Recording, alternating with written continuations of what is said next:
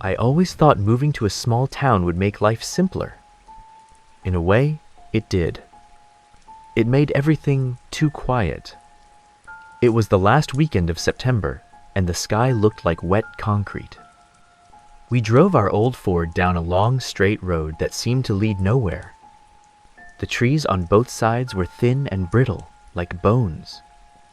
Even the leaves looked like they were trying to escape the branches. When we were almost there, the GPS froze. The screen flickered, and the arrow just kept spinning on a blank map. Maybe the signal's bad out here, I told Mary. She didn't answer, just gripped the steering wheel tighter, staring into the fog ahead. In the back seat, Tommy and Laura were asleep. The only sounds were the hum of the dashboard and the wind sliding past the car. When the first sign appeared, I thought I was imagining things. A wooden board, half rotten, with fading black paint. Welcome to Blackwood Hollow. Below it, someone had scratched smaller words into the wood. Ragged, like carved with fingernails. Keep your eyes down at night. The house was older than I expected. 3 stories tall, Victorian style. The white paint peeling off like sunburned skin. The roof rose sharply, ending in a windowless attic, sealed shut by a solid plank of wood. It looked like a dark hole that swallowed the daylight. Are you sure this is the teacher's house? Mary asked, frowning. Yeah, the principal said it's the old faculty residence, 5 minutes from the school. I jingled the key and tried to smile. When we opened the front door, a gust of air hit us. Stale, damp, and metallic. The whole house smelled like rust and something forgotten. The stairs groaned beneath our feet as we stepped inside, and the sound followed us like a whisper. The kids ran through the empty living room, their laughter echoing off the walls. But the echo sounded wrong, too hollow, like someone else was laughing back. Our next-door neighbor, Mrs. Hawkins, came over as we were unloading. She was holding a pie, her hands trembling just enough for me to notice. Her smile didn't reach her eyes. You folks moving into that house, huh? Her voice was dry and papery. I tried to joke. Hope it's not haunted. Her smile froze. Oh, no ghosts here, she said softly. Just visitors. Visitors? I asked. She looked down at her feet. If you ever hear footsteps up there at night, she whispered, don't go upstairs. The wind stirred suddenly, slamming our door halfway shut. By the time I looked back, she was already walking away, her thin frame swallowed by the fog. Mary's voice broke the silence behind me. Alan, you gonna grab the rest of the boxes? I nodded, forcing a laugh. But my eyes drifted up again, to that sealed wooden panel in the roofline. In the dim afternoon light, it almost looked like a shadow was standing behind it, watching us. Night fell faster than I expected. Maybe it was the lack of streetlights, or maybe the whole town just sank into darkness earlier than the rest of the world. Mary tucked the kids in, and I sat in the living room under the swaying ceiling lamp. The silence pressed against my ears like weight. Then, a sound. Thump, thump, thump.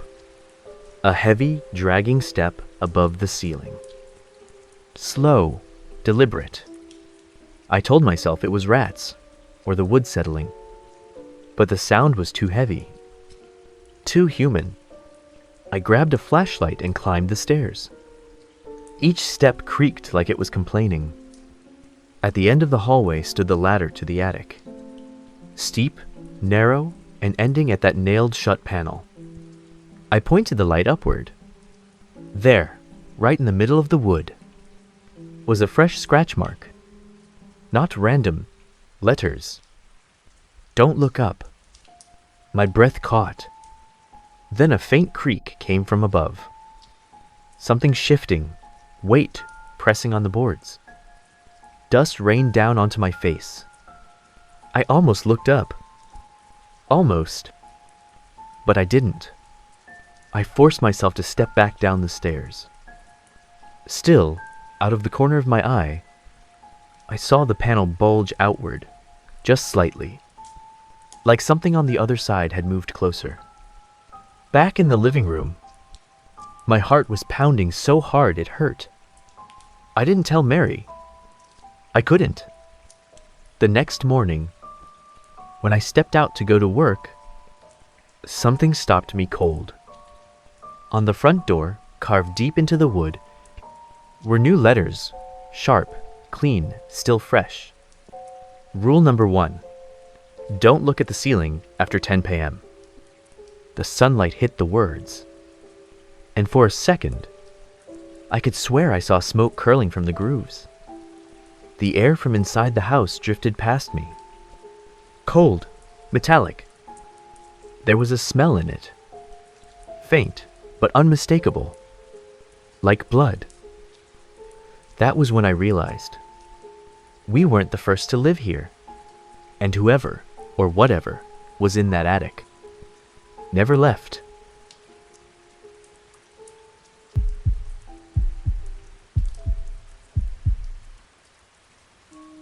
I always thought of myself as a rational man. After all, I've spent more than a decade teaching children how to think logically, how not to be afraid of shadows. But when I saw the words carved into my front door, reason stopped working. Rule number 1. Don't look at the ceiling after 10 p.m. The letters weren't scratched. They were burned in. The edges were black, the grooves warm to the touch, as if the wood still remembered the blade that made them. Mary, I called, did you hear anything last night? She looked up from her coffee, eyes tired but calm. Yeah, it sounded like footsteps, probably squirrels. Squirrels? I repeated. That heavy? She forced a smile. What else could it be? I didn't answer. Before leaving for work, I ran my fingers over the letters again. The wood was still warm, and when the sunlight hit it just right, the carved words glistened wet, like something under the surface was still bleeding. It was my first day at the school. Everything looked as if it hadn't changed in 50 years. The same cracked paint, the same mold creeping along the window frames. The children were quiet. Too quiet. Their silence pressed on me harder than any noise could. During lunch, a small girl approached my desk. She held out a folded note with shaky hands. Mr. Brooks, does your new house have an upstairs? I blinked. Yes. Why? She looked past me, toward the window. Her voice was soft, almost rehearsed. When you hear it, don't answer. Before I could ask anything, she turned and walked away. I never saw her again that day. That night, after 10, the house grew still. Mary and the kids were asleep. I sat alone in the living room, the TV flickering blue shadows across the walls. I told myself the rule was nonsense, some leftover prank, maybe a local superstition. Then the ceiling light began to sway. There was no wind, no vibration, only that slow, rhythmic movement. And then came the sound. Thump, thump, thump. Drag. Another thump. Something was moving above me, slow, deliberate, heavy. Too heavy for rats. Too human for comfort. I froze. Every instinct screamed at me to look up. But those words burned behind my eyelids. Don't look at the ceiling. The sound crept across the house, stopping directly above me. The floorboards strained, bending under invisible weight. Then breathing. Wet, shallow, human breathing, leaking through the wood right over my head. It was facing me, breathing on me. I didn't move. Not for 5 minutes. Not until the clock struck 10:07. and the sound simply stopped. I ran upstairs to check on the kids. Tommy was asleep. Laura wasn't. She was staring at the ceiling, her eyes wide and glassy. "Sweetheart," I whispered, "did you hear someone walking?" She nodded slowly. "Daddy, is someone living up there?" My heart twisted. "No, honey, there's no one up there. You're safe." She frowned. "He said he used to live here." I froze. "What did you just say?" But she had already closed her eyes. The next morning, there was another line carved into the door. The letters were deeper this time, blackened and still smoking. Rule number 2, don't answer any voice after midnight. I stared at the words until my vision blurred. And when I turned toward the stairs, I saw that the attic panel, the one sealed shut, was now slightly open. Just a hairline crack. Enough to see the darkness behind it. Something glimmered inside. Wet, reflective, like an eye watching me. I stumbled back, nearly fell down the stairs. For a heartbeat, I saw it. Something inside the dark. Thin, long, wrong, moving backward into the void. Then the panel slammed shut. The silence that followed was absolute.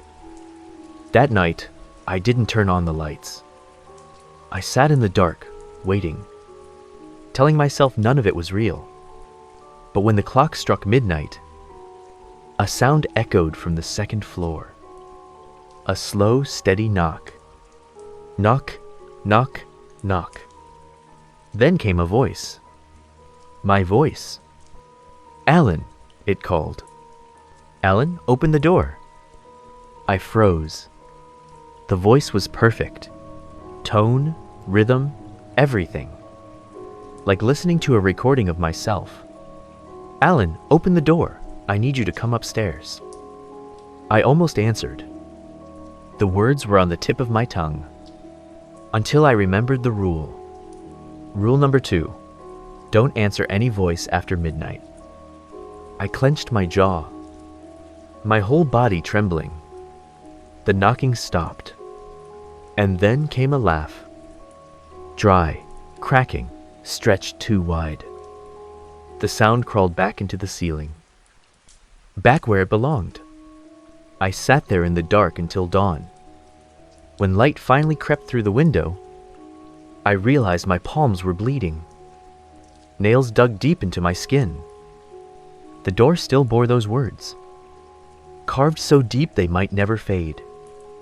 That's when I understood something terrifying. The rules weren't warnings. They were instructions. Someone or something was teaching me how to survive.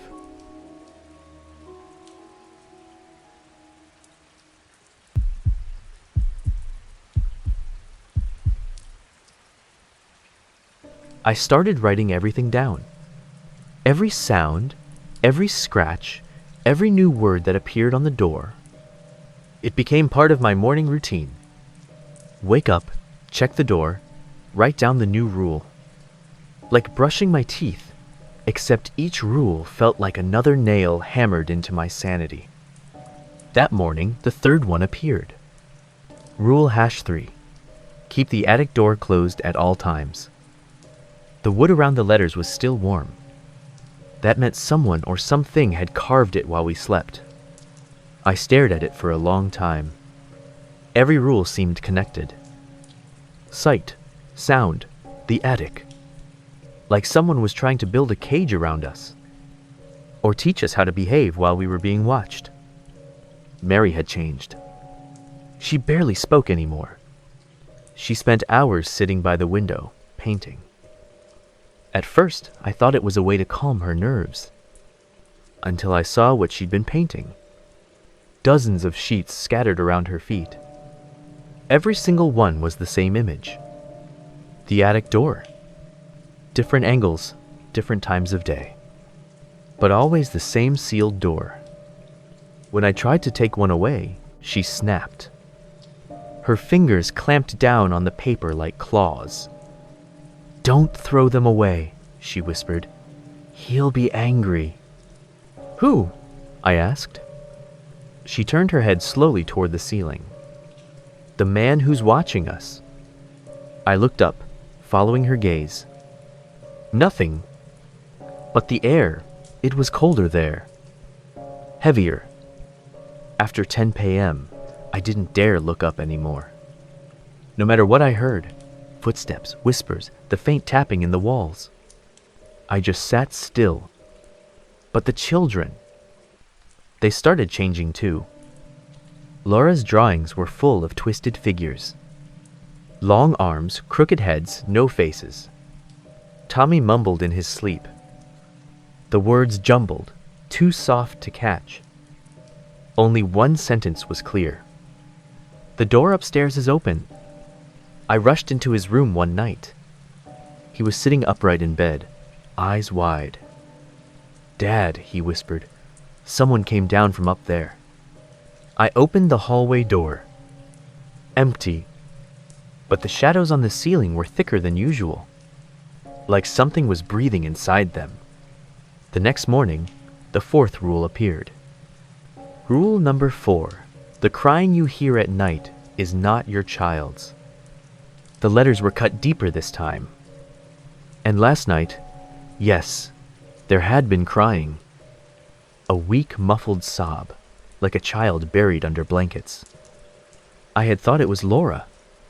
I was halfway down the hall when I realized both kids' doors were shut. The sound wasn't coming from their rooms. It was coming from above, from the attic. The crying rose, thin and broken, then slowly turned into laughter. I couldn't take it anymore. I started digging through the town's archives, asking teachers and locals about the house's history. But every time I mentioned my address, people changed the subject. Some walked away. Only one older teacher answered me. He smiled, but his eyes didn't. The last teacher who lived there had 3 kids, he said. They moved out too. He paused. Or maybe they didn't. Then he chuckled, too softly to be a joke. "Good luck, Mr. Brooks." That night, I locked every door. Each of us stayed in separate rooms. The house was dead quiet. Until midnight. Then came the knocking. Slow, deliberate. 3 knocks, pause. 3 more. Then the voice. "Alan." It wasn't quite mine anymore. It sounded like 2 voices layered together. One human, one wrong. "Alan," it said again. "Let us in." I clenched my fists, my teeth, my breath. The knocking stopped. Then came the sound of something opening above. The attic door. Mary screamed. I ran to her room. She was in the corner, clutching her ruined paintings. One had been torn open, revealing a paper hidden beneath. Not her handwriting. Rule number 5. Do not leave your room before 6 a.m. I looked at the clock. 5:57. And in those 3 minutes, the house came alive. Something crawled across the ceiling. Heavy and fast. Whispers filled the walls, and a wet, dragging sound approached her door. A dark liquid began to seep through the crack at the bottom. Thick, red, and moving. I grabbed Mary's hand. We pressed our backs against the wall, not daring to move or breathe.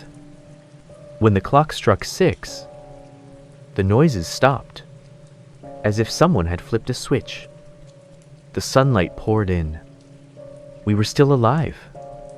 Mary didn't speak at breakfast. She just sat there, her fingernails packed with something black. Charred wood, maybe. I asked what happened to her hands. She smiled faintly. "I helped him close the door," she said. "Who?" She looked up, her eyes empty. "The man upstairs." He said it was too heavy. He needed me to close it for him. By then, I was ready to run. But when I opened the front door, the sixth rule had already appeared. Rule number 6, do not clean the stains. The floor was covered in dried, dark smears. I thought it was blood, until I realized the stains were moving. Slowly, they crept across the floor, shaping themselves into letters. I knelt down, and the words formed clearly before my eyes. He's almost done counting. I don't know who he is. I don't know what happens when he reaches 7. But I can feel it. 1 rule left. 1 night left. And then the counting will stop. Or maybe it'll start all over again.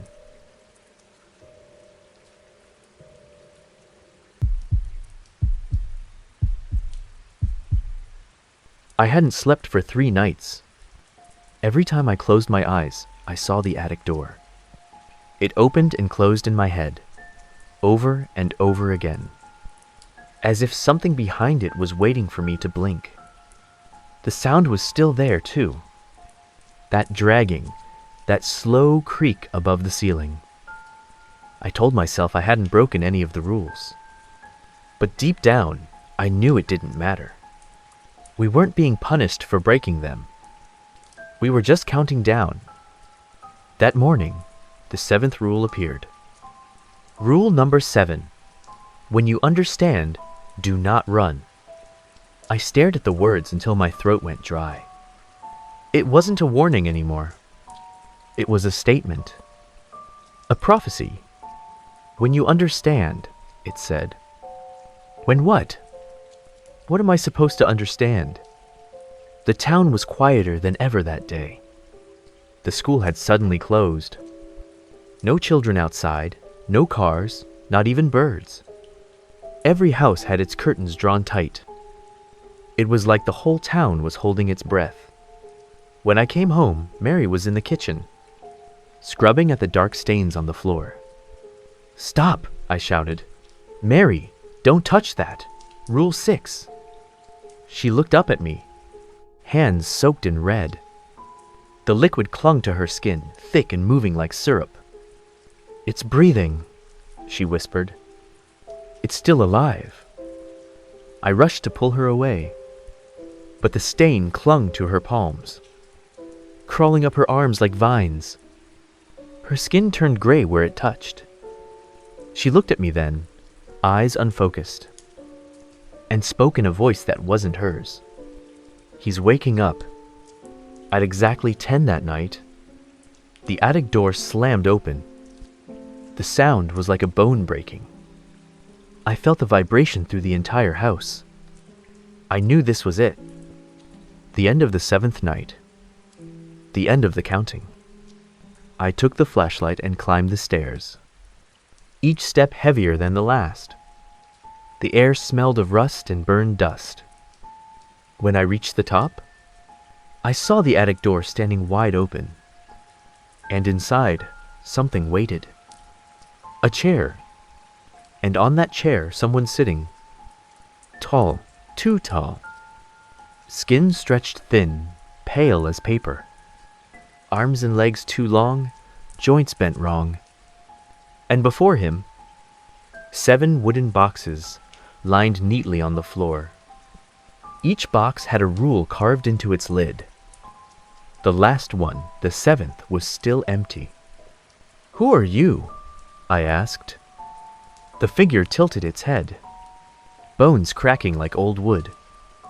Then it spoke, its voice scraping from every wall, every beam, everywhere. "I am the rules." The words weren't sound. They were inside my skull, vibrating. I stumbled backward, stepping on something soft. When I looked down, it was Tommy's stuffed bear torn open. There was a note inside, written in a child's hand, shaking. "Don't let him reach 7." I looked up. The thing was standing now. Its body flowed like a shadow, bending without breaking. and though its face was blank, I could feel it smiling. I wanted to run. God, I wanted to. But then I heard footsteps behind me. Mary. She stood at the top of the stairs, her face pale, her eyes completely black. In her hand, she held a paintbrush, its tip dripping red. He says we need to finish the last one, she said softly. Then we can leave. Mary, don't. But she was already moving, pressing the brush against the wall, scratching deep into the wood. Her hand shook violently as she carved the final words. Rule number 7. When you understand, do not run. The moment she finished, the creature convulsed. The air turned thick. The light shattered. Then it laughed. That sound wasn't human. It came from the walls, the floor, the very air. The shadows began to crawl, forming mouths, twisting faces. The house itself was breathing. I grabbed Mary's hand, trying to pull her downstairs. Her skin was ice cold. She turned to me, her mouth bending into an unnatural smile. You broke it, Alan, she said. What? He said, when you understand, don't run. Her voice doubled. Half hers, half his. And suddenly, I understood. The rules weren't protection. They were process. Each one delayed us, contained us, until the ritual could be completed. When the 7th rule appeared, we weren't being saved. We were being replaced. The walls groaned. The ceiling cracked open. Blood seeped through the wallpaper. The children's screams filled the house. High, sharp, and then abruptly cut off. I ran through the hallway, but the corridor stretched and twisted, lengthening like a nightmare. The laughter followed me. Close, behind, inside. 7 nights, 7 rules, 7 souls. I kicked open the children's door. 2 small beds, perfectly made. Under each blanket, a small shape. I pulled the covers back. Empty. No bodies. Just skins. Thin, hollow, folded like discarded clothes. I fell to my knees, shaking, and looked toward the living room. The 7 rules were bleeding down the wall. Letters dripping into one another. Then a whisper calm, familiar. When you understand, do not run. I realized then, they weren't written for us. They were written for him.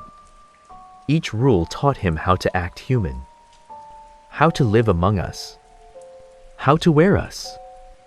And now, he was wearing me. When the police came the next morning, they found an empty house, blood on the floorboards, walls covered with paintings, faces smiling, blurred. Each painting looked like a family. Each face looked a little bit like mine.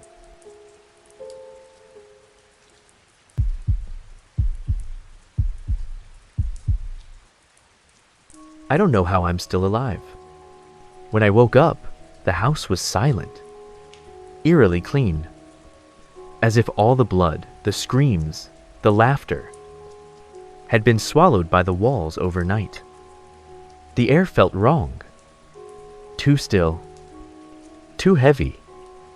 I looked up, and the attic door was open. I remembered everything.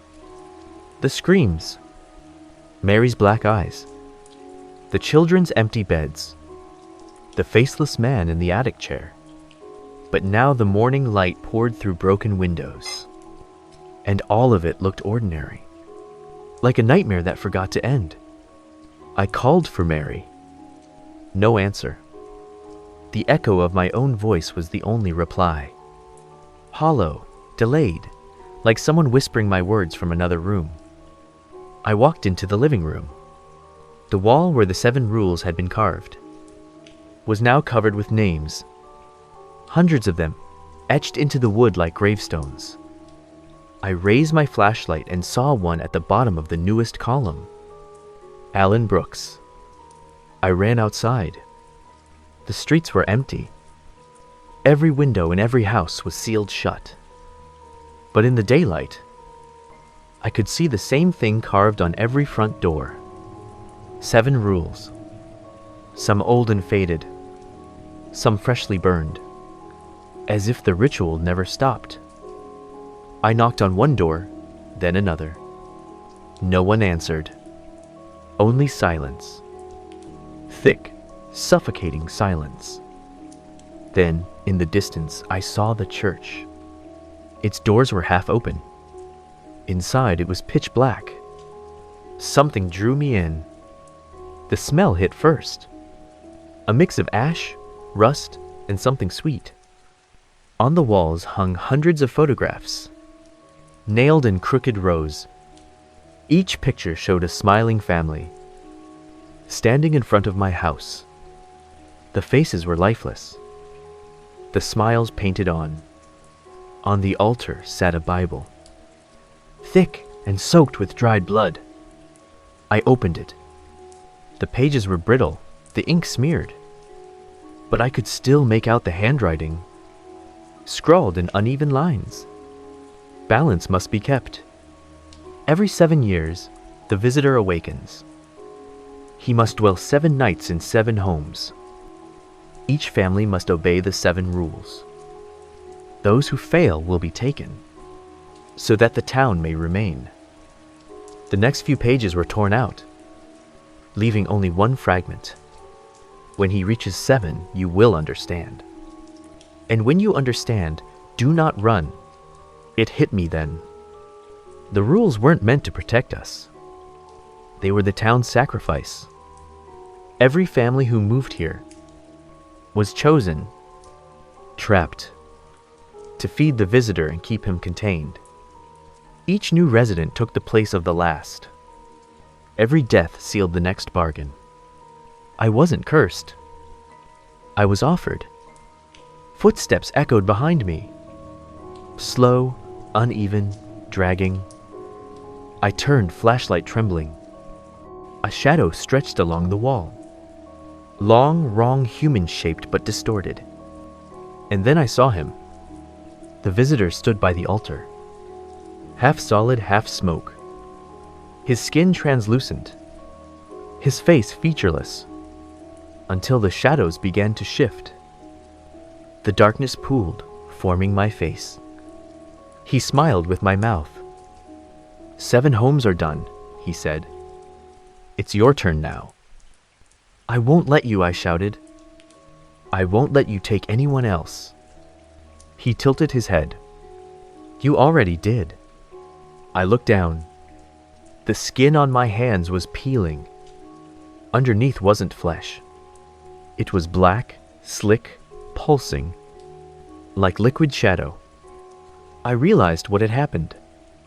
When Mary carved the 7th rule, he didn't enter the world. He entered me. I ran back home. I doused the attic in gasoline, struck the lighter, and threw it inside. Flames roared upward. A violent, beautiful sound. The house screamed with me, its walls groaning, its floors twisting. Voices came from everywhere. Mary's, Tommy's, Laura's. All overlapping, all wrong. Alan, help us. Don't let him leave. Keep him here. The attic pulsed with light and shadow. The figure within the flames began to change. Stretching, splitting, becoming me. He stepped forward, skin burning, smile unbroken. Don't be afraid, he said, my voice speaking through the fire. I'll live for you. The fire consumed everything. I felt my body burning, but no pain, only cold, as if the flames were cleansing, not destroying. Then silence. When I opened my eyes again, the house was whole, unburned, clean. I was standing in the living room, the air fresh, sunlight spilling through the window. Outside, a car engine rumbled. A family had arrived. A new teacher, his wife, and their little girl. Laughing, carrying boxes. I watched as they opened the front door, stepping into my house. Their voices echoed with joy, unaware of the darkness in the attic above them. And on the inside of the door, fresh scratches began to appear, letters carving themselves into the wood. Rule has shown, don't look at the ceiling after 10 p.m. I smiled. The house felt alive again. The cycle complete.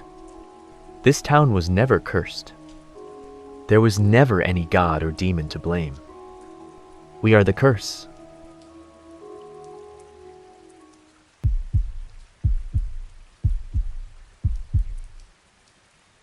I don't know if I'm still human.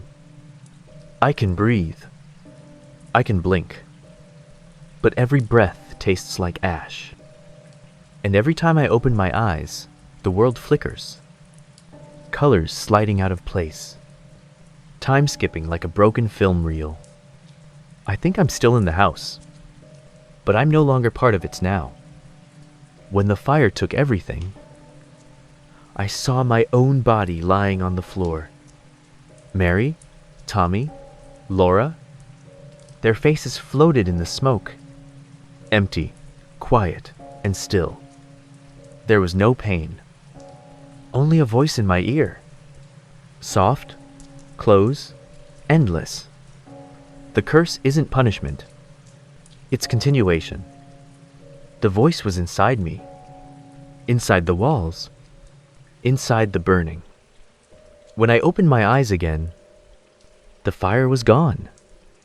The air was cool. The house stood whole again. Not a single burn mark left behind. And outside, the sound of tires on gravel. A moving truck stopped in front of the house. A young couple stepped out. They were smiling. Behind them, a little girl and a small dog jumped from the car. They looked familiar. That innocent kind of happiness I once had. The kind that believes nothing bad can happen in daylight. They opened the door and stepped inside. The sunlight followed them, spilling warmth across the floorboards. The woman said, "This house looks even nicer than the pictures." Her husband laughed. "Told you, the school really takes care of its teachers." Their daughter ran to the wall and pointed. "Daddy, look! There are scratches here." The man walked over, examining the smooth wood. "Scratches? I don't see any." He smiled and turned away.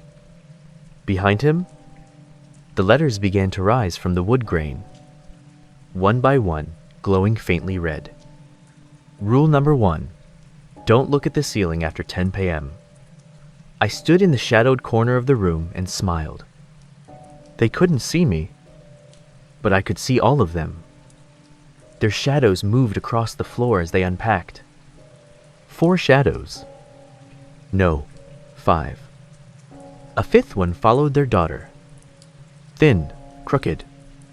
Its head tilted slightly to one side. It followed her upstairs. Night fell quietly. The wind outside whispered through the trees. Inside, laughter filled the kitchen. The sound was warm, real, almost enough to make me forget. But then the clock struck 10. My hour. I pressed my hand against the ceiling boards above them, and the old wood trembled beneath my touch.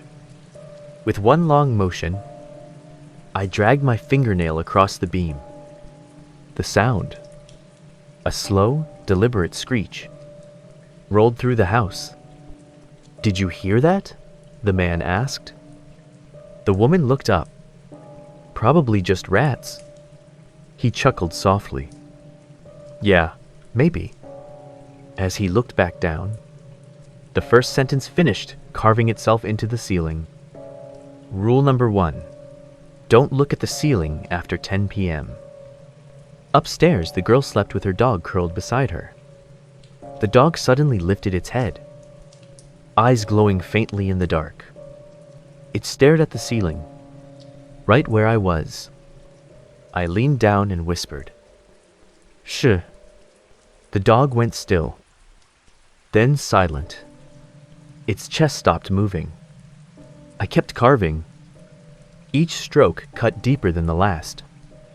Rule after rule after rule. The house trembled, but the words came clear and perfect. By the time I finished the 7th, I heard footsteps below. The man climbing the stairs with a flashlight. He reached the hallway, light cutting across the ceiling. He frowned. "This part of the wood looks strange," he muttered. He raised the light higher, and for the first time, our eyes met. He froze. The flashlight slipped from his hand, clattering on the floor. Its beam rolled upward and illuminated my face. His face. I put a finger to my lips. "Shh." And then the whisper came again, from everywhere at once. "When you understand, do not run." The firelight flickered again. Outside, the wind stopped. The town fell silent. I sat back in the attic chair. At my feet, the 7 wooden boxes waited. A new one was forming. Fresh, pale wood, a new name carving itself across its lid. I started counting, softly to myself. 1, 2, 3. With each number, a new shadow appeared on the floor below. They swayed together, growing darker, thicker, alive. I smiled, my voice now a whisper among them. After 7 houses, I'll finally rest. But I know the truth. I'll never rest, because the next family is already on their way.